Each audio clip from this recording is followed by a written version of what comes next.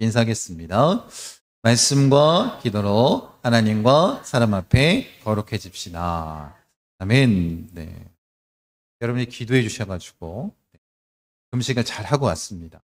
사실 제가 금식을 잘 못하는 사람인데 3일 금식하는 동안 이상하게 배가 고프지 않더라고요. 너무 잘하고 왔습니다. 제 마음가운데 드는 마음은 그래도 성도님들이 담임 목사라고 저를 위해서 기도도 많이 해주시고 그 마음을 함께 해주셨다는 그 은혜가 너무나도 크고 놀랍게 다가오는 그런 한 주간이었습니다. 우리가 지난주에 말씀드렸던 것처럼 성막을 통해서 예배에 대한 의미를 좀 알아가기를 원합니다. 사실 이 성막 전체의 구조를 보면 그 안에 중요한 기물들은 6개 정도로 단촐한 그런 구조를 가지고 있습니다. 그래만 잠깐 보십시오. 제가 간략하게 만들어 왔는데 이 뜰에 보면 번제단과 그 다음에 물두멍이 있습니다. 그리고 성소에 보면 떡상과 또 향단과 등잔대가 있고 또 지성소에는 뭐가 있어요? 증거계, 우리가 법궤라고 얘기하고 있는 증거계가 자리 잡고 있습니다. 사실 이 6개의 비품들은 뭘 하는 용도예요? 하나님 앞에 예배하기 위한 그런 용도입니다. 그러니까 이 성막을 만드신 가장 중요한 이유는 뭐냐면 우리가 하나님 앞에 어떻게 예배하고 또 하나님 앞에 나아가 하나님의 임재를 경험한 참된 예배를 드리게 하는가. 네. 이것에 우리가 집중하는 것 아니겠습니까? 우리가 여기서 주목할 것은 성막, 예배를 위한 이 물품들이 화려하고 웅장하고 사치스러운 것이 아니었다라는 것입니다. 왜냐하면 이들은 지금 뭐 하고 있어요? 이 광야에서 마치 애굽에서 나와서 피난민처럼 그렇게 떠돌고 있었던 그런 민족들 아니겠습니까? 그런 어려움 가운데 성막을 짓는데 이 성막을 다른 애굽에 있었던 그 성전처럼 그렇게 크게 웅장하게 지을 수 있는 상황은 아니었습니다. 근데 놀라운 건 뭐냐면 이 성막이 어때요? 크기도 작고 그렇게 다른 신전들보다 화려하지도 않았지만 그곳에 다른 것이 하나가 있었습니다. 그건 뭐냐면 하나님의 임재가 강력하게 임했다라는 거. 그래서 제가 이미지를 잠깐 가지고 왔는데 보십시오. 한번 상상을 해보십시오. 지금 저렇게 성막 그리고 주변에 이제 진을 치고 있는데 항상 뭐가 있었다는 거예요? 구름 기둥이 솟아 있었고 불 기둥이 솟아 있었습니다. 그러니까 이스라엘 백성들은 항상 진 중앙에 있는 이 성막을 바라보면서 뭘 경험할 수 있었던 거예요? 하나님의 임재를 경험할 수 있었습니다. 그러니 어떻게 해요? 하나님 앞에 나아가는 예배자의 모습으로 더 가까이 다가갈 수 있어요.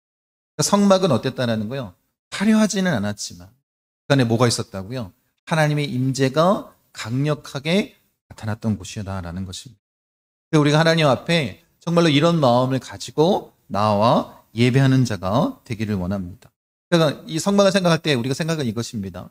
건물의 웅장함이 아니라 뭐가 중요하다는 거예요? 하나님의 임재하심이 중요하다는 거예요. 형식이 아니라 우리가 정말로 마음을 다하여 하나님 앞에 예배하는 자가 되기를 원합니다.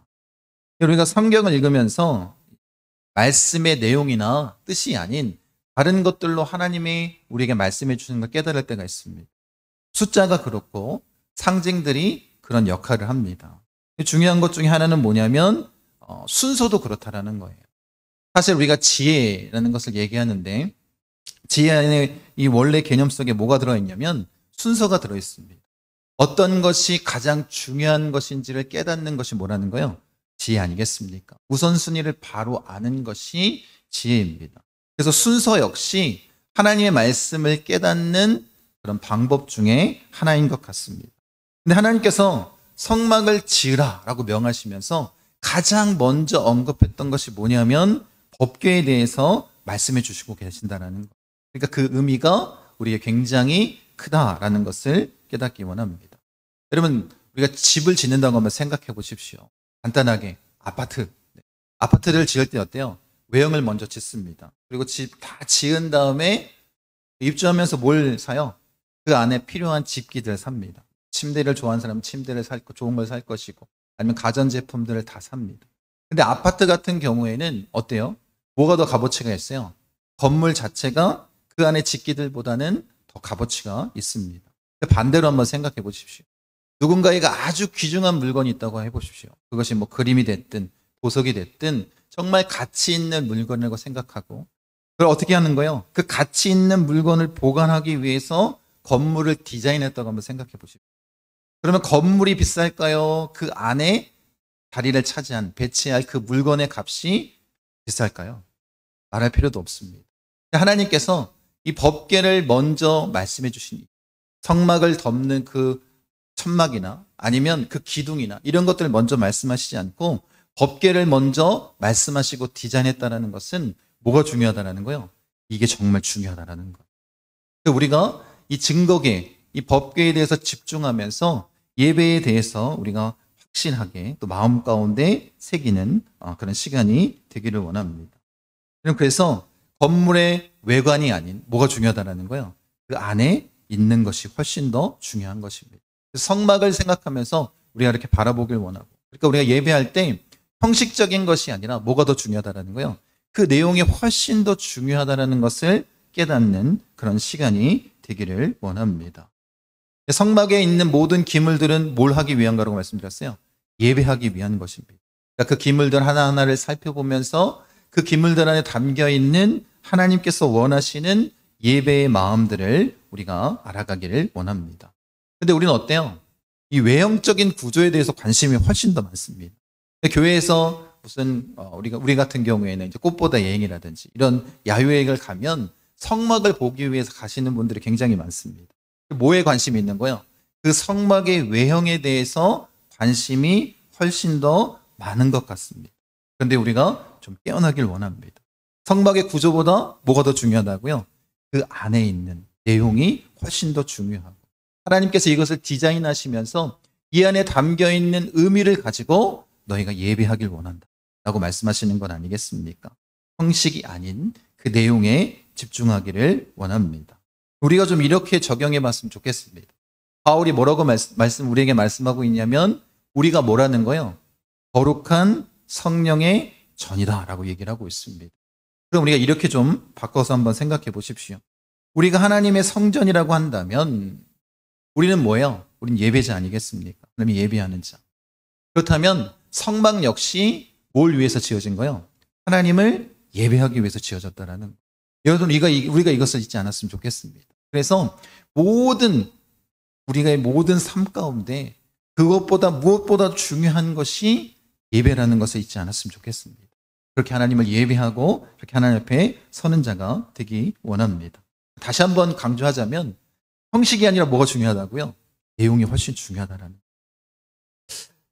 주님을 분명하게 예배하길 원합니다. 하나님은 영이시니 예배하는 자가 영과 진리로 예배하길 원하는 것 아니겠습니까? 그런 모습으로 우리가 하나님 앞에 나가길 원합니다.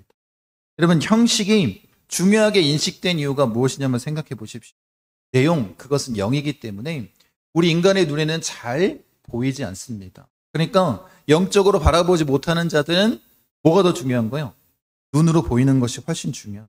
그러니까 형식을 더 강조하기 시작한 것 아니겠습니까? 우리가 지난주에 솔로몬 성전을 지은 분명한 목적에 대해서 말씀을 통해서 나눴습니다. 그곳에서 하나님이 계시지 않다라는 것을 솔로몬이 직접 고백하고 있습니다. 그런데 그 이후의 사람들은 어때요? 눈에 보이는 것에 관심이 있었기에 성전 안에 하나님을 가둔 것 아니겠습니까?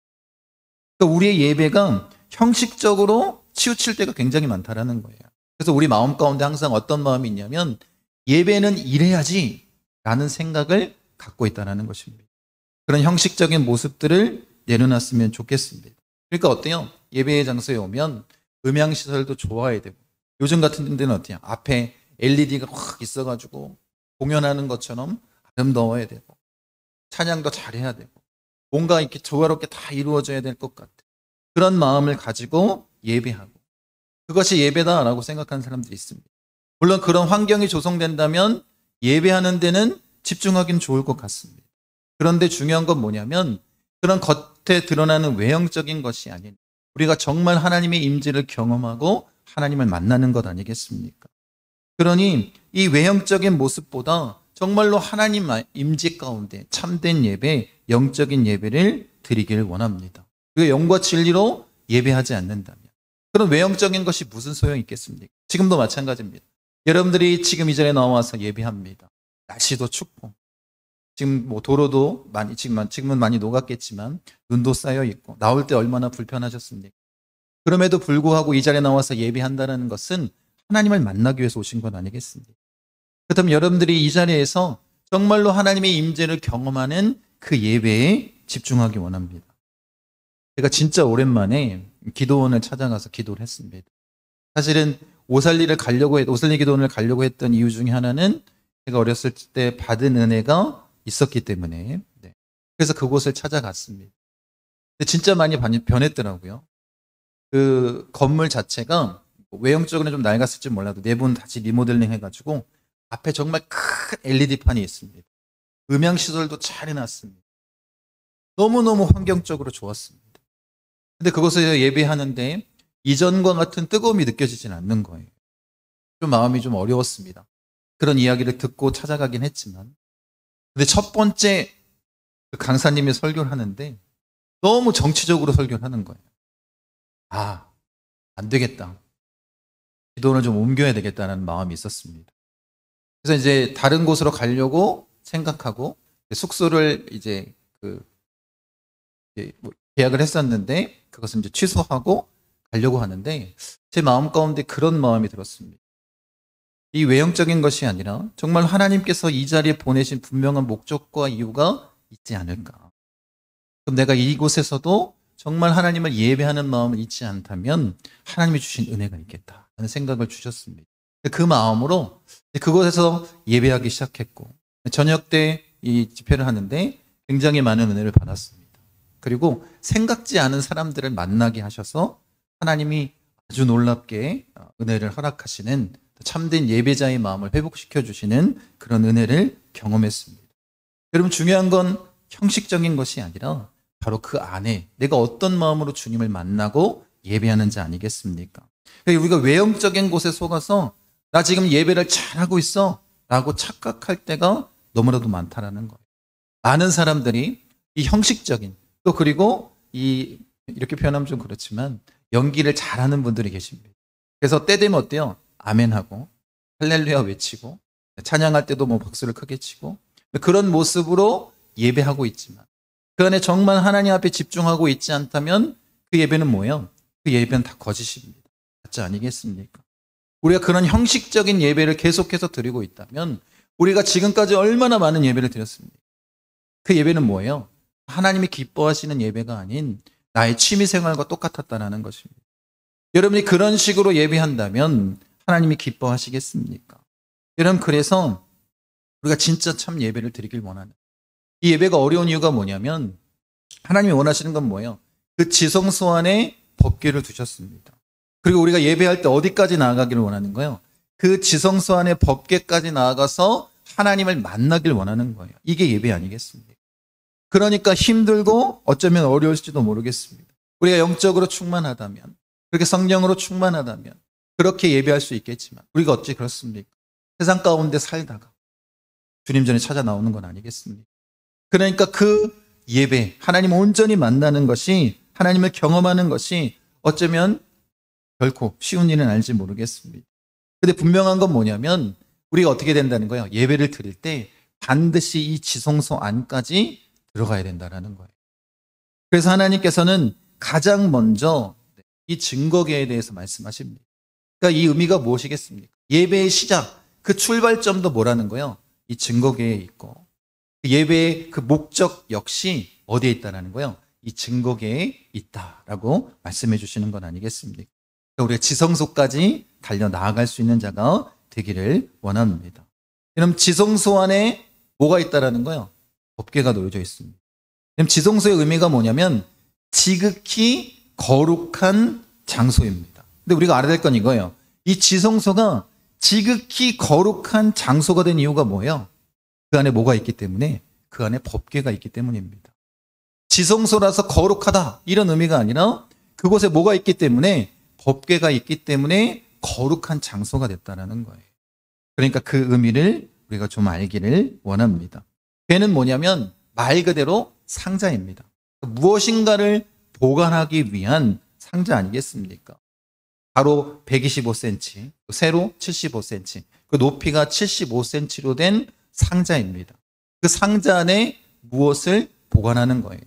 물론 뭐 금칠을 하고 화려하게 만들었을지 모르겠지만 그 상자는 뭐예요? 물건을 보관하고 움직이는 것 그 이상도 그 이하도 아닙니다. 그러니까 법궤 역시 그 자체보다 그 안에 뭐가 들어있느냐, 이게 중요하다는 거예요. 이 법궤 안에 뭐가 들어있느냐, 두 가지 설이 있습니다. 첫 번째는 뭐냐면 증거판, 이 두돌판과 만나를 담은 항아리, 그리고 아론의 쌍난 지팡이가 있다라고 얘기하고 있습니다. 이것은 히브리서 9장 4절에 언급되고 있습니다. 또 한 가지는 뭐냐면 오직 이 증거판 외에는 이 증거궤 안에 아무것도 들어있지 않았다는 것입니다. 그것은 열왕기상 8장 9절에서 궤 안에 두돌판 외에 아무것도 없다라고 말씀하고 있고, 민수기 17장 4절에 보면 그 아론의 쌍난 지팡이를 증거궤 앞에 두라라고 말씀하고 있습니다. 그러니까 이 증거판 안에, 이 증거궤 안에 뭐만 있다라는 거예요? 우리가 유추해 볼 때 말씀 가운데 보면 증거판만 이 성막 가운데서는 놓여 있었다라는 것입니다. 그것을 우리가 좀 알았으면 좋겠습니다. 그러니까 가장 중요한 것, 그 안에 뭐가 들어있다는 거예요? 증거판이 들어있다는 거예요. 그래서 말씀해 보면 이 증거궤라고 우리가 알고 있는 이 법궤, 언약궤를 증거궤라고 지금 말씀하고 있고, 성막 역시도 뭐라고 표현하고 있냐면 증거막이라고 표현하고 있습니다. 그만큼 이 두돌판, 이 증거판이 의미가 있는 건 아니겠습니까? 그러니까 핵심 메시지, 하나님께서 말씀하시는 핵심 메시지는 뭐냐면 우리가 예배를 드릴 때 그 출발점도 이 증거판이고, 그리고 그 목적지 역시 증거판이 되어야 된다는 건 아니겠습니까? 두돌판, 하나님께서 직접 새겨주신 십계명을 적어둔 그런 이 두돌판 아니겠습니까? 그런데 하나님께서 이것을 십계명판이라고 말씀하신 것도 아니고 명령문을 다는 그런 법령판이라고도 말씀하시지 않았다는 거예요. 뭐라고 말씀하시고 있다고요? 증거판이라고 말씀하고 있다는 것입니다. 그러니까 하나님이 원하시는 건 뭐냐면 그 십계명을 통해서 하나님과 이스라엘 백성들이 언약을 맺었다는 거예요. 이것을 증거하길 원한다는 것입니다. 여러분, 그 언약의 핵심이 뭐냐면 하나님과 우리 사이의 관계를 말하는 거예요. 이제 하나님과 우리가 하나님은 우리 하나님이 되시고 우리는 뭐가 된 거예요? 하나님의 백성, 하나님의 자녀가 된 것 아니겠습니까? 이것을 증거하는 것입니다. 하나님과의 관계, 그 임마누엘 하나님, 나와 함께 동행하시고 나를 보호하시고 나를 지켜주시는 그 하나님을 증거하는 건 아니겠습니까? 그러니까 이 예배의 본질은 뭐냐면 우리가 지성소까지 나아가서 뭘 붙잡는 거예요? 이 증거판을 붙잡는 것입니다. 그 하나님의 임재를 온전히 경험하는 것, 이것이 뭐냐면 예배의 본질이고 이것을 확증하며 나아가는 것입니다. 하나님과 나와 이런 깊이 있는 관계가 있다는 것을 드러내는 것 아니겠습니까? 여러분, 이것을 온전히 나타내 주시기 위한 극적인 장치를 이 증거궤에 만들어 주셨어요. 그게 뭐냐면 속죄소입니다. 이 속죄소를 이야기하면서 우리가 염두에 둘 게 있는데, 속죄소는 이 법궤와 별개의 것입니다. 물론 이제 통칭해서 우리가 법궤라고 얘기하고 있는데, 이 증거판을 보관하는 상자와 그것을 덮는 이 뚜껑이 뭐냐면 속죄소입니다. 한번 그림을 보세요. 밑에 있는 것이 증거궤, 통칭해서 우리가 언약궤라고 표현하고 있는데, 하나님이 말씀하신 것은 이 증거 밑에 있는 판과 이 보관하는 그 궤와 그 위에 뚜껑, 이 속죄소가 구분되어 있고 별개의 것으로 생각하고 계십니다. 말씀 보세요. 출애굽기 30장 6절입니다. 같이 한번 읽겠습니다. 그 제단을 증거궤 위 속죄소 맞은편 곧 증거궤 앞에 있는 휘장 밖에 두라. 그 속죄소는 내가 너와 만날 곳이며, 이렇게 말씀하고 있습니다. 그러니까 좀 구분해서 하나님 말씀해 주고 있다는 거예요. 근데 우리는 통칭 어떻게 하고 있다고요? 이 속죄소와 그 증거궤를 하나로 해서 언약궤나 법궤, 증거궤라고 표현하고 있는 것입니다. 이 속죄소의 의미가 뭐냐면 우리가 이 증거궤에서 깊이 묵상하고 다루어야 될 그런 내용이 담겨져 있습니다. 속죄소 위에 뭐가 있어요? 두 천사가 있습니다. 그걸 우리가 그룹이라고 표현하고 있는데, 이 그룹의 의미가 뭐냐면 호위 천사를 의미하는 거예요. 그 그룹의 의미가, 이 이름이 가장 먼저 등장했던 곳이 어디냐면 창세기입니다. 창세기 3장에 보면 에덴 동산에 쫓겨난 이 아담과 하와, 생명나무의 실과를 먹지 못하도록 지킨 자들이 누구예요? 이 그룹이었습니다. 사실 이 그룹을 이야기할 때는, 이 두 천사를 이야기할 때는 하나님의 뭐가 더 강한 거예요? 하나님의 심판의 메시지가 훨씬 더 강하고, 이 그룹을 만들어 놓았다는 건 뭐예요? 하나님 앞에 다가가지 못하도록 막는 장치라는 것입니다. 그런데 하나님께서 뭐라고 말씀하시냐면 이 그룹 사이에서, 이 속죄소에서 우리를 만나 주시겠다라고 말씀합니다. 그 이제는 어떤 의미였는데, 심판의 의미가 훨씬 강했던 그 장소에서 이제 하나님께서 어떻게 해요? 우리를 만나 주시고 우리를 용서해 주시겠다는 것입니다. 출애굽기 25장 22절입니다. 같이 한번 읽겠습니다. 거기서 내가 너와 만나고 속죄소 위 곧 증거계 위에 있는 두 그룹 사이에서 내가 이스라엘 자손을 위하여 내게 명령할 모든 일을 내게 이르리라. 이 자리가 어떻게 해요? 다시 하나님을 만나게 하는 만남의 장소로 바꿔주시겠다는 거예요. 예전에는 심판의 의미가 강했지만 이제는 그 회복된 그 만남의 장소로 변화시켜 주시고 다시 구원과 하나님의 사랑을 선포해 주시는 자리 아니겠습니까? 그래서 1년에 한 번 대속죄일 날 대제사장이 어디로 들어가요? 지성소로 들어가서 이 속죄소에 그 피를 뿌립니다. 그 의미가 무엇이겠습니까? 이제 하나님께서 우리가 만나 주시기 위해서는 뭐가 필요하다는 거예요? 그 죄사함의 피가 필요하다는 거예요. 여러분, 하나님께서 우리가 정말로 하나님을 온전히 만날 수 있도록 어떤 은혜를 베풀어 주셨습니까? 우리가 너무나도 잘 아는 것, 예수 그리스도가 그 유월절 어린 양의 보혈의 피를 흘려주신 것 아니겠습니까? 그 속죄소에 예수 그리스도의 보혈의 피를 흘려주셨기 때문에 이제 우리가 어떻게 할 수 있는 거예요? 하나님을 만날 수 있는 것 아니겠습니까? 하나님을 만나고 함께 예배하고 그 하나님의 임재를 경험하고 나아갈 수 있는 것 아니겠습니까? 여러분, 우리가 죽을 수밖에 없는 죄인이었지만 그 하나님을 만나는 길을 열어주셨다라는 거. 그 의미를 담아주시기 위해서 뭘 만들어주셨다라는 거예요? 속죄소를 만들어주셨다라는 것입니다. 여러분, 어떤 인간이 하나님 앞에 나와서 예배하고 설 수 있겠습니까? 그 누구도 설 수 없다라는 거예요. 그런데 하나님은 어떻게 하셨다라는 거예요?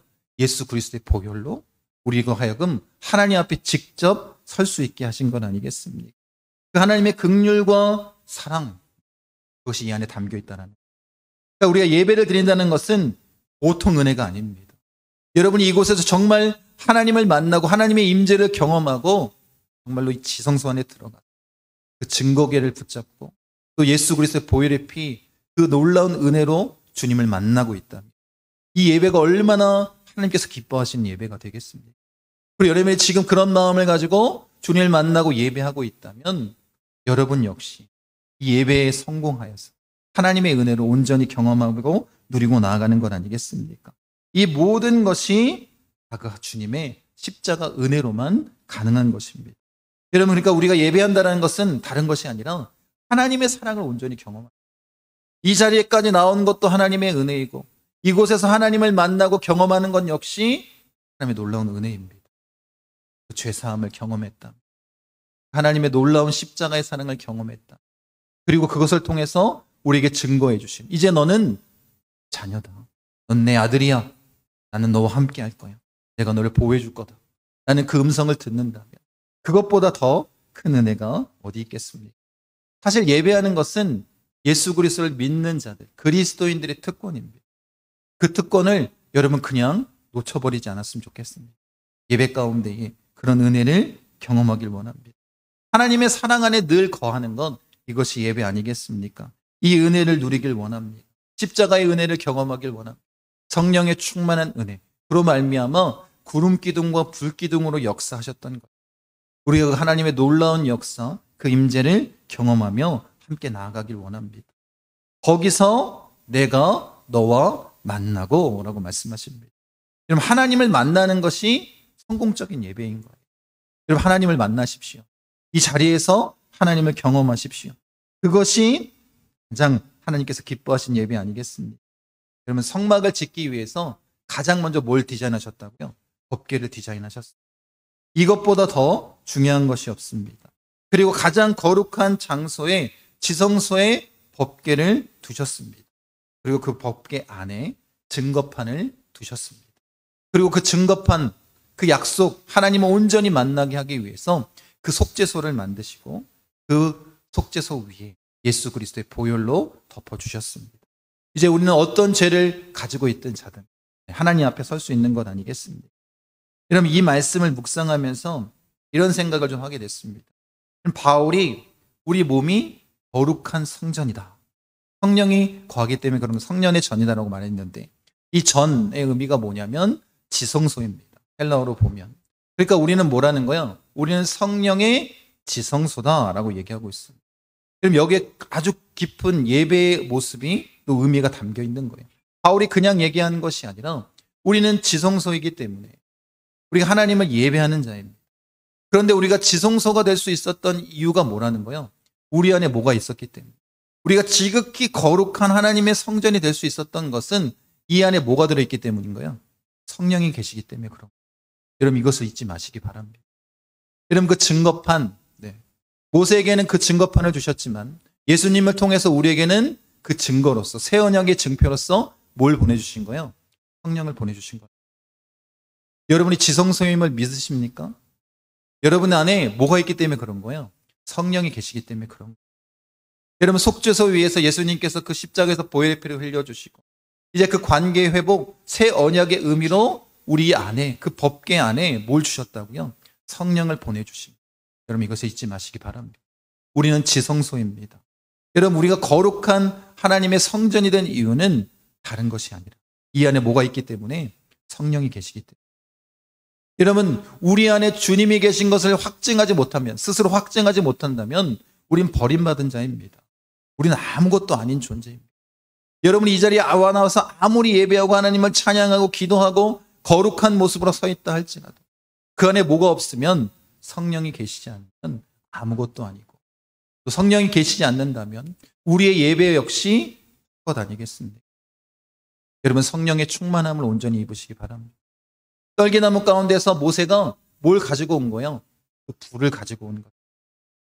여러분, 성막에 정말로 구름과 불기둥으로 하나님께서 역사하셨던 것, 그 성령의 은혜를 우리가 날마다 간직하고 예배하기 원합니다. 성령님을 통해서 예배하는 자가 되기를 원합니다. 그것을 하나님께서 원하시는 건 아니겠습니까? 여러분, 이 새 언약을 통해서 누구든지 이제 주님 앞에 나아갈 수 있습니다. 하나님 앞에 예배할 수 있습니다. 그렇게 속죄소에서 우리를 만나주시겠다고 약속하셨습니다. 여러분, 우리가 하나님의 자녀이기에 하나님 우리를 만나주시고 우리에게 말씀해 주시는 것 아니겠습니까? 여러분, 이 새 언약의 증거 마음 가운데 깊이 새기길 원합니다.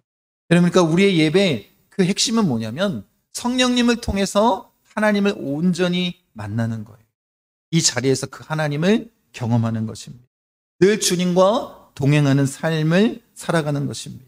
예수님이, 하나님께서 우리에게 원하시는 것은 단 한 가지입니다. 내가 너와 함께 하겠다는 것. 내가 거기서 너를 만나겠다는 것. 그것이 하나님의 은혜 아니겠습니까? 여러분, 그렇기 때문에 우리가 마음 가운데 확신할 것은 이것입니다. 예배자는 이미 용서받은 자라는 거예요. 회복된 자라는 것입니다. 하나님의 사랑을 이미 받은 자입니다. 그것을 믿는다면 예배가 어때야 될까요? 참 기쁨이 돼야 돼요. 참 회복이 넘쳐야 되는 것입니다. 이 안에 하나님의 사랑과 은혜가 넘쳐나야 되는 것 아니겠습니까? 그런 예배를 우리가 드리길 원합니다. 누구든지 하나님 앞에 나아갈 수 있는 그 길, 예수 그리스도의 십자가 보혈로 우리에게 만들어 주셨습니다. 여러분들이 할 일은 다른 것이 아니라 지성소 안으로 들어가서 그 성령님과 함께 하나님을 예배하는 거예요. 하나님을 만나는 것입니다. 우리가 지성소입니다. 거룩한 성령의 불, 그것을 믿고 의지하고 그 증거를 가지고 주 앞에 서는 자가 되길 원합니다.